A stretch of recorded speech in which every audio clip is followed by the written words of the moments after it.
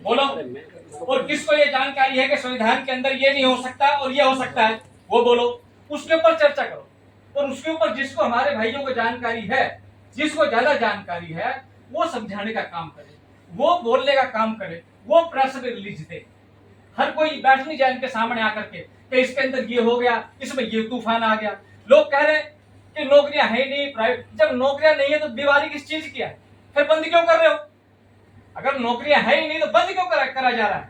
ये कौन क्यों दी जा रही है अगर नौकरियां नहीं है तो ये माहौल इतना खराब कर दिया है, इतना ज्वलंत कर दिया है। ये कोई 85, 45, 75 साल का सिस्टम नहीं है।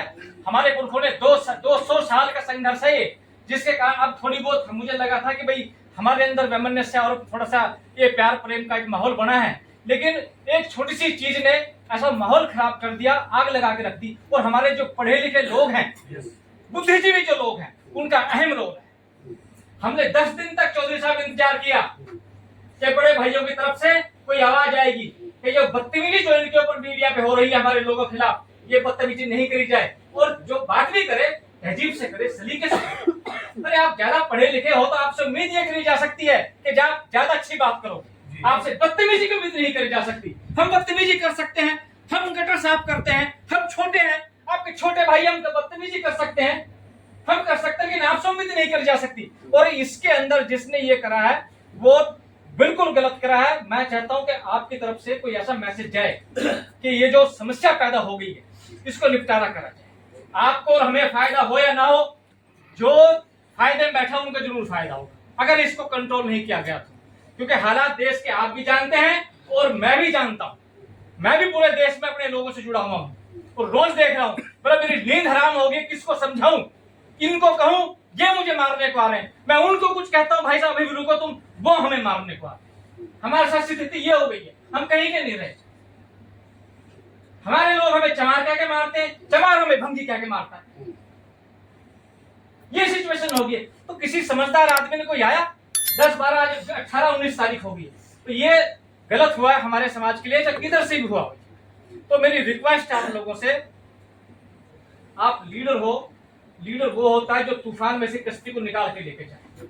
तो ये नाव हमारी तूफान जो में फंस गई है, मैं उस उम्मीद के साथ यहाँ पर आया हूँ आज आपके सामने, अदरवाइज मैं आता नहीं सर, क्योंकि हमारे साथ भी बहुत परेशानी हो रही है। इस उम्मीद से आया हूँ कि आप लोग लीडर हो और इस किश्ती को तूफान से निकाल के ठीक तरीके से ले जाओगे कि इसके जितने भी जो लोग इसमें बैठे हुए हैं वो इज्जत के साथ समझदारी से अपनी मंजिल पे बाहर आ जाए। धन्यवाद। जय भारत, जय भीम। कितनी नौकरियां भर दी, कितने पद भर दिया, कितने इनको जो है आपने साथ दिया, लेकिन आज क्या किया जा रहा है कि विरोध किया जा रहा है वर्गीकरण का। अरे इनको समझाने का दूसरा तरीका भी है, खाली विरोध करने का तरीका नहीं है। इनको अगर स्पष्टता से और ढंग से समझाया जाए तो शायद ये बात बन सकती है। अन्यथा इस राजनीतिक पार्टी ने फाड़ डालने का, इनको बिछाड़ने का, इनके अंदर विरोध प्रदर्शन करने का पूरा मुकाम इन्होंने दे दिया है ये वर्गीकरण कर, और वो कामयाब भी होती नजर आ रही है राजनीतिक पार्टी। क्यों?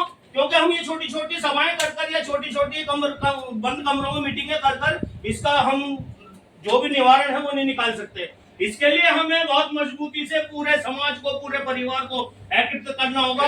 क्योंकि आज SC ST OBC की बात नहीं है, सिर्फ वाल्मीकि और चमार को आगे सामने खड़ा कर दिया है, और ये बहुत बड़ी राजनीति है और इसका शिकार ये दोनों ही कौम होके रहेगी। आप देख लेना, आप कुछ बुद्धिजीवी इसके लिए आप पहल कर रहे हैं, मेरे को बहुत अच्छा लगा। मेरे को ऐसे शब्द बोलने नहीं चाहिए, लेकिन ये स्पष्टता है कि आज आप सोशल मीडिया उठा के देखें तो 10 में से 4 पोस्टें वो होंगी जिसमें ये एक दूसरे को उल्टा सीधा बोल रहे हैं। और उल्टा सीधा मजदूर वर्ग का नहीं बोल रहा, पढ़े लिखे बोल रहे हैं, राजनीतिक आदमी बोल रहे हैं, जो सामाजिक अपने आप को सामाजिक कहते हैं, वो लोग इस पे बहस कर रहे हैं, खुलेआम बहस कर रहे हैं। उसको 10 आदमी और पढ़ते हैं, 10 से 20 पढ़ते हैं, 50 पढ़ते हैं, 100 पढ़ रहे हैं, और उसके बाद आपस में इनमें आक्रोश पैदा हो रहा है। तो मेरा सभी यहाँ पर बुद्धिजीवी, सभी सामाजिक आदमी बैठे हुए, सबसे एक बात कहना चाहूंगा कि इनको जो वर्गीकरण दिया, देखिए सुप्रीम कोर्ट का फैसला बदलना, चैलेंज करना बहुत बड़ी बात है, लेकिन हम इन लोगों का सहयोग कर हम पूछे इस राजनीतिक पार्टी से कि भाई आप इनको क्या दे रहे हैं और क्या देने का मंशा है। इस बात के लिए आप सामने खड़े हो ताकि ये लोग समझें कि आप हमारे सहयोगी हैं, आप हमारे भाई हैं, आप हमारा सहयोग कर रहे हैं। और फिर ये कहें कि जिस वर्गीकरण का हमें फायदा ही नहीं तो हमें वो वर्गीकरण लेना नहीं है, ताकि ये भी इस वर्गीकरण का विरोध करें। लेकिन इससे पहले आपको समझाना होगा। धन्यवाद साथियों। किसी ने उसको रोक लगाई, कोर्ट ने आकर के उसका कवर ओपन किया है, ना कि किसी सरकार ने दे दिया है, ना कि लोग गए हैं उनकी सरकारों के पास मांगने के लिए। और जो हमारे बड़े भाई है जो ट्रेन में पहले बैठ गए, जो ट्रेन में चढ़ नहीं पाए तो पीछे रह गए, जब ट्रेन फुल हो गई, हक सबका है उसमें बैठने का, अधिकार सबका है उसमें बैठने का, जब बड़े भाई उसमें पहले बैठ गए तो वो पहले स्टैंड पे खड़े थे, ज्यादा जागरूक थे। अभी 20 साल के बाद में ये जजमेंट आई है, उनको थोड़ी आस उम्मीद लगी थी, जो पिछड़े हैं, जो महादलित हैं, जिनको लोग ये कह रहे हैं कि तो सुअर पालते हैं, तो खाओ मिल जाते हैं, तो आरस मिल जाते हैं, तो तमीज नहीं है, तो पढ़े लिखे नहीं है, ये तो सीटें नहीं भर पाएंगे। मैं जानना चाहता हूँ ये कहने की जगह क्या बड़े भाई कभी ने ये कहा है कि हमने इन छोटे भाइयों के लिए ये किया है?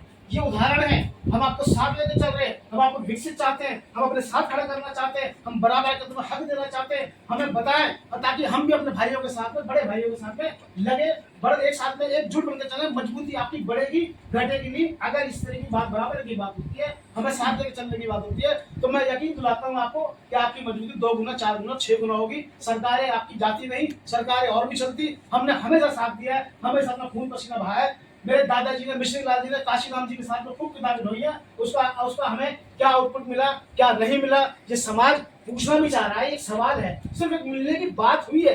और भारत बंद का ऐलान, कोई आ रहा है 1 मिनट के लिए, सेकंड के लिए आ रहा, कल की कॉल को मैं सक्सेसफुल बनाया, क्या मैसेज देना चाहते हैं? सिर्फ एक आस उम्मीद। अरे हम कम पढ़े लिखे लोग हैं, समझाने की बात करी, हम तो क्या वहां पर जो भारत बंद का ऐलान, मतलब एक मील जाली मिलने की, और आप बड़े भाई कह रहे हैं कि हम भारत बंद कर देंगे। समझाने की बात होती कि इसको इस तरीके से करेंगे, इसमें तुम्हें ये फायदा हो जाएगा, हम तुम्हारे साथ कंधे से कंधा मिला खड़े। धन्यवाद। भैया जी बाबा साहब ने कभी भी किसी को बांटने का संविधान के अंदर नहीं लिखा दलितों के लिए। दोस्तों ये बड़ा दुर्भाग्य आज हमारा कि आज जिस जाति को पूरे हिंदुस्तान के अंदर चूड़ा और चमार कह करके जो लोग गाली देते हैं, आज वो लोग हंस रहे हैं कि ये आमने सामने कितना बढ़िया होगा कि आमने सामने आकर के लड़ रहे हैं। लेकिन दोस्तों आज हम जहां पर बैठेंगे, मैं आप लोगों से चाहता हूं कि यहां से कोई ना कोई एक मैसेज कल के लिए हम जरूर यहां से मैसेज छोड़े, कि ताकि जो कल भारत बंद की जो कॉल हुई है, जैसे कि यहाँ सभी कह रहे हैं, ये सच्चाई है।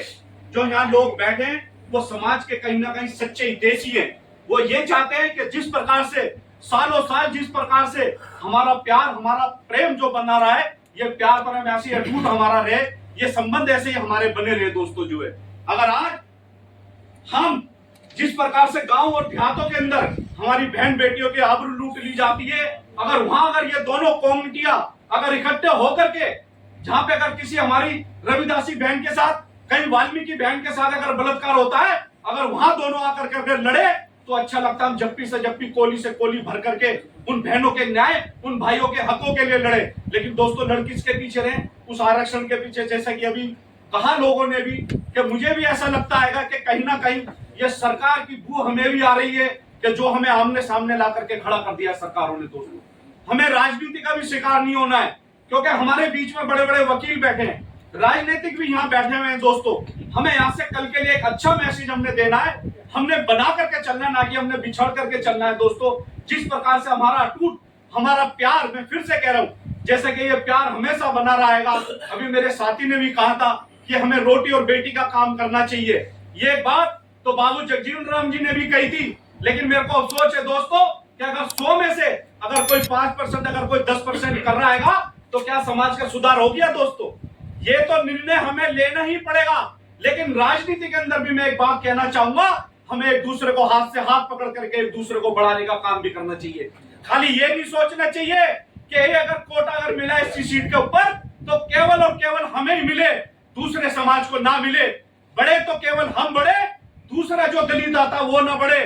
लेकिन अगर हम एक दूसरे को बढ़ाने की बात करेंगे तो यह दलित समाज बढ़ेगा। दोस्तों अगर केवल हम पर्सनल अपने की बात करेंगे तो मेरा मानना है कि ये बैठना, हमारा बैठने कोई फायदा नहीं है। दोस्तों धन्यवाद।